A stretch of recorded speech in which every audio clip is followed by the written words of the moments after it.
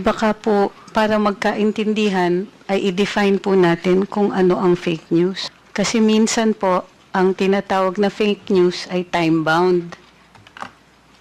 Posibleng totoo ngayon, bukas hindi na totoo. Katulad nga po ng heliocentric versus the geocentric solar system. Naparusahan po si Galileo. Pero 600 years later, nag-apologize ang simbahan. Dahil totoo pala siya. So, what So- is the advantage of fake news?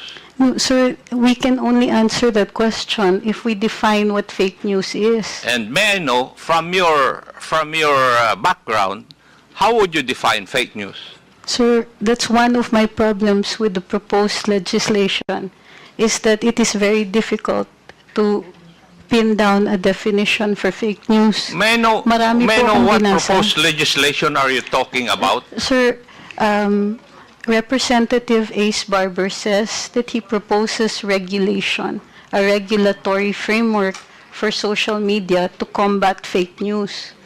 And therefore, we have to define what fake news is. Sir, like I said, if we can have a working definition of what you call fake news, for instance, is clickbait first fake news, fake yung headline pero nasa body naman yung katotohanan.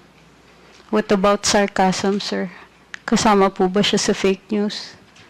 Paano kung jokes? Fake news din po ba yun? Gusto ko lang malaman para alam ko kung paparusahan niyo po kami, alam namin kung ano yung ginawa naming mali.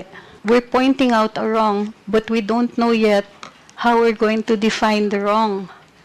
And it is a basic tenet sa atin sa Ligang Batas na bahagi po ng bago maggawa ng regulasyon ay may notice tayo kung ano yung masama. Gayun din po sa ating pagdidiskurso dito, kasama po dapat ang isang working definition. Ano po ba ang tinatawag natin na fake news?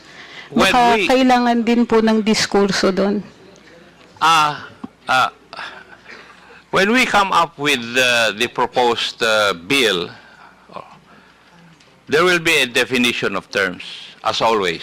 Maraming So fake salamat news po. there will be defined. Noted po. Maraming I agree salamat with you po. also on that point.